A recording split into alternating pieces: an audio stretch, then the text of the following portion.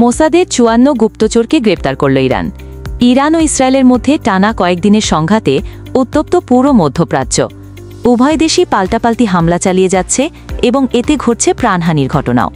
গ্রেপ্তারকৃত ব্যক্তিরা শত্রুর পক্ষ নিয়ে তথ্য সংগ্রহ, রাষ্ট্রবিরোধী প্রচারণা, মিথ্যা তথ্য ও গুজব ছড়িয়ে দেশের অভ্যন্তরীণ নিরাপত্তা ও সামাজিক স্থিতিশীলতা নষ্ট করার অভিযোগে অভিযুক্ত।